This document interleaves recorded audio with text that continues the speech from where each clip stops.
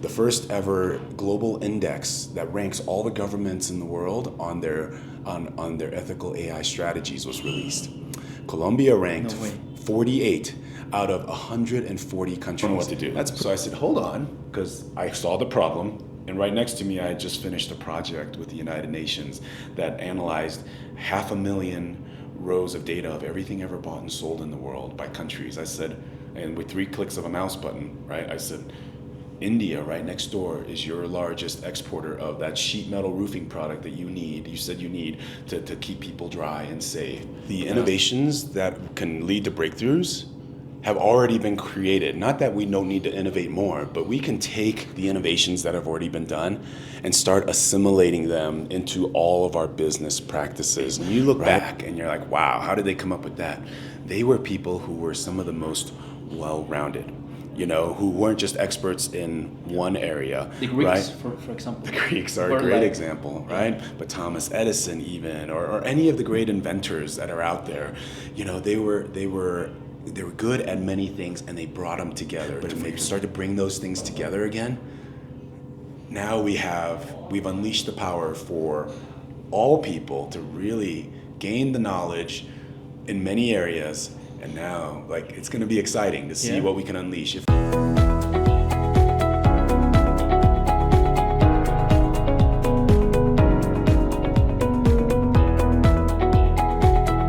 C-Level, negocios que importan, líderes que inspiran. I-Sah, welcome to Colombia. Welcome to our magazine, C-Level. It's really an honor to have you here. And I want to talk about the importance of Halo Data Colombia. What do you consider are the key, or is the key, that our country, Colombia, has to develop technology nowadays? Oh my goodness. Well, first I think it's the people, right? Having that full room in there, all the energy, just people who care, who are coming together, trying to learn how to do it right. Like any tool, it can be used for good, it can be used for bad. There are good ways and not so good ways to use it. So I was very encouraged by the people and how focused they were on that. I think Colombia is the perfect combination of you're developed enough, you understand, you have the infrastructure to be able to deliver good AI. But there's also so much opportunity, in business as well as in the environment, sustainability, right? Just in the region of the world you're in, amazing opportunities. Can I also say, last week, the first ever global index that ranks all the governments in the world on their ethical AI strategies was released. Colombia ranked 48 out of 140 countries. That's pretty impressive for a small country, right? But now that ranking is out, it's like, okay, let's talk about how we raise that standing even more and more. For sure. I think Colombia is big enough to be effective, small enough to be nimble, and be able to leapfrog a lot of these bigger countries. Good news for Colombia and for all the professionals, by the way. What are some of the most promising areas of research in artificial intelligence that have the potential to lead a significant breakthrough in the next few years? Yeah.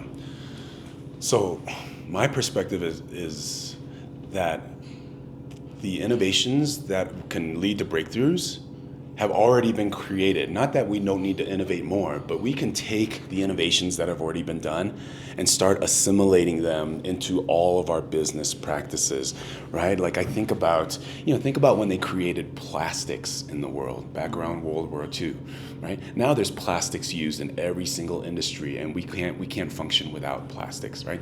Yeah. I think AI is very much that same way. So just taking some of these innovations and being able to, synthetic data, digital twins, being able to incorporate large language models to make our people more productive. I did this project recently, actually, in the Amazon as well as in Canada for their wildfires. And AI was able to do something that a human had to do, that took it took a highly trained human 2 hours to do, to map the edges of what a fire looked like. They did that manually, Right. and it took 2 hours. Well, actually, no, I'm sorry, it took 40 minutes. Because in that business, if the data that you give is more than 2 hours old, it's too late, right? Yeah. So it took them 45 minutes to draw the perimeter of the fire. AI did it once we wrote the algorithm and trained it in 30 seconds. Do you right? think, by the way, that quantic computation is the future? I'm hearing a lot about it. To be honest, I don't know much about it. I've been so busy studying regular AI, but yes, there's some far smarter than me. Our chief technology officer says quantum computing, it's gonna change, it's gonna, right? And that's the thing, there's so many innovations, it's hard to keep up. That's why I come back to these people, us coming together to learn from each other, because even with me full-time studying it, I can't keep up. And you're gonna see things and use it in a much different way than I would. And so we learn from each other, right? Interesting. That lead me to the next question, and is, what are the common challenges they face, like the enterprises, in using data effectively? That is such a interesting point of view, because you can use artificial intelligence in many ways, but how can you use it for being more productive? So give me the question one more time. What are the common challenges in using data effectively? Right? So the challenges don't really change, right? A lot of times there's either not enough data, or it's not clean enough, or it's too sensitive, right? But AI can start to come alongside that and help. So if there's not enough data, or if it's too sensitive, right? We've got the ability now to make synthetic data, right? So the ability to create a data set that has the same statistical, quantitative properties as that real data that you have, but just without the privacy concerns. And we can create more of it. The more data you have, the better your models get, right? So that's very exciting to overcome some data challenges there. But it still doesn't take away the need for companies to have good data skills and muscles, right? But our chief technology officer said it best. He said the companies that are the best at data governance and data quality stand to benefit the most from generative AI and AI in general. Governance, such an important word in enterprises. And that's the human aspect, right? Like for us as humans to decide, okay, what's good, what's bad, what's in, what's out. And the more thoughtful we can be there, I think the less problems we'll run into. Hopefully. Hopefully, yes. Yeah. How can organizations in developing countries build their capacity to use AI? What do you think is the key of Colombia and Latin America to build those models and use it effectively? Because you talk about the importance of cleaning data, but how Colombia has built an ecosystem of artificial intelligence in enterprises. And I'm going to start with a non-technical answer, right? And that's AI literacy, right? We need people, one, to understand what AI is and what AI isn't, right? And the more that they learn and educate about it, the less fear there will be. There's a lot of fear around AI right now, and understandably so, because the news just talks about all the ways that it can go wrong, right? And so AI literacy, to understand where in our lives to allow AI and where to not. And that's going to be different for every person. But the faster we as a society develop those AI literacy muscles, then I think the faster the adoption. Because we can innovate all day long, but if people don't trust that technology, they're not going to use it. And that a very human aspect, trust, by the way, no? Yeah. And it all starts with trust, right? Like, you're sitting this close to me because you trust I'm not going to do anything to harm you. Right? And you tell me a good story of Normandy. That's right. I-Sah, what role can data analytics play in addressing complex global challenges such as poverty, inequality, and climate change? Yeah, I think analytics is really kind of can be seen, as the backbone. Like let me back up. Right, you can do it the old-fashioned way, but you can do it so much faster with analytics. Yeah. right? The ability to run 200 million simulations on something and optimize something, to look through mountains, billions of points of data and find that key thing that you needed to make a good decision, So I think analytics is the catalyst, the accelerator, and AI is lumped into underneath the analytics umbrella. So the ability for people to, and this is also a non-technical answer, right? Like curiosity. What I love about the analytics business is that for every one question I answer for somebody, they come back with 3 or 4 other questions, right? Because we're just naturally curious, and that's good. So analytics and AI now will allow people who are curious to get the answers faster, right? That's why I love, in my presentation, I said, there was a quote on Twitter that said the hottest new programming language is now English, right? You can speak to the AI system and it gives you the answers that you want. I love that. And I think that in the future, you can ask AI in English and return the answer in French, in whatever language you will. Yeah. It's already there. There's I was at the World Summit AI conference in Montreal, and there was an exhibitor there that said, "Hey, we want to show you how we're using AI to translate. So come to our session. You'll hear the person speaking in one language, and you'll hear that person's voice translated into any other language you want in real time."